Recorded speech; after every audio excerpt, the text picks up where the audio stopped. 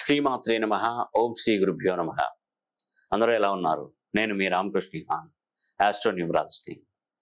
మరి ప్రతి నెలలాగానే ఈ నెల కూడా మరి వచ్చే నెల మే 4వ తారీఖున 2024వ సంవత్సరంలో శని హోమం అనేది కూడా నేను మొదలు పెట్టబోతున్నాను. ఈ శని హోమం అనేది కూడా చక్కగా అందరూ చేసుకోండి. ఎందుకంటే ఇంకొక 2-3 సార్లు చేస్తానేమో, అంతకుమించి ఏం చేయలేను. ఎందుకంటే శని ఎప్పుడైనా కుంభరాశిలో ఉన్నాడు, ఆ శని కుంభరాశిలో నుంచి బయటపడిపోయాడు అనుకోండి, అంటే మీనరాశిలోకి వెళ్ళిపోయాడు అనుకోండి, ద్వారాలన్నీ క్లోజ్ చేసుకుంటాం.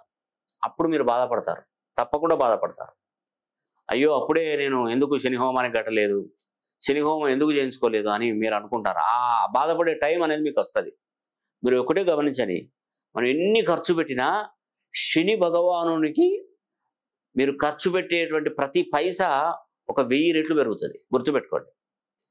ఈ శని హోమంలో మీ దగ్గర నుండి నేను తీసుకునే ఫీజు ఏంటంటే, మన దగ్గర వచ్చినటువంటి పండితులకు వాళ్ళకి సంభావన, ఏదో కొంత సంభావన ఇస్తాను. మీకు వీడియో పంపించడానికి వీడియోగ్రాఫర్కి ఎడిట్ చేసినందుకు దానికి కొంత అమౌంట్ అనేది తీసుకుంటాడు. దీనికి సంబంధించినటువంటి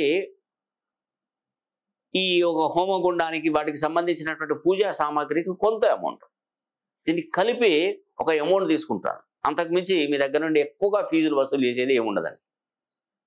ఇవి ఎందుకంటే జెన్యూన్గా ఒరిజినల్గా చేస్తున్నాను.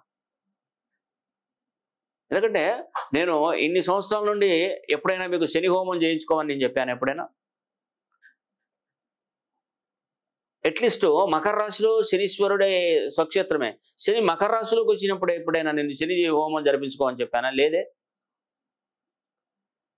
ఇన్ని సంవత్సరాలు నేను ఈ ఫీల్డ్లోకి వచ్చి 28 ఏళ్ళు అవుతుంది. అంతకంటే ముందే శని కుంభరాశిలోకి వచ్చాడు. ఈ మధ్యకాలం నుండి ఎప్పుడు కూడా ఇన్ని సంవత్సరాలలో శని హోమం గురించి మీకు చెప్పలేదండి ఎప్పుడు. ఎందుకంటే దానికి ఒక టైం రావాలి. ఆ టైం వచ్చినప్పుడే అనుగ్రహం అనేది కూడా తప్పకుండా కలుగుతుంది. అందుకే ఈ శని హోమం జరిపించుకుంటే మీకు తప్పకుండా మేలు జరుగుతుంది. ఏళ్ళనాటి శని, అర్ధాష్టమ శని, అష్టమ శని, ఇప్పుడు ఏళ్ళనాటి శని నడుస్తున్నటువంటి మకర, కుంభ, మీన రాశుల వారు, అర్ధాష్టమ శని నడుస్తున్నటువంటి వృశ్చిక రాశి వారు, అష్టమ శని నడుస్తున్నటువంటి కర్కాటక రాశి వారు, వీరికి ప్రత్యేకం ఈ శని హోమం తప్పకుండా మీరు చేయించుకోవాల్సిందే. ఎందుకంటే శని వీడి నడి నెత్తి మీద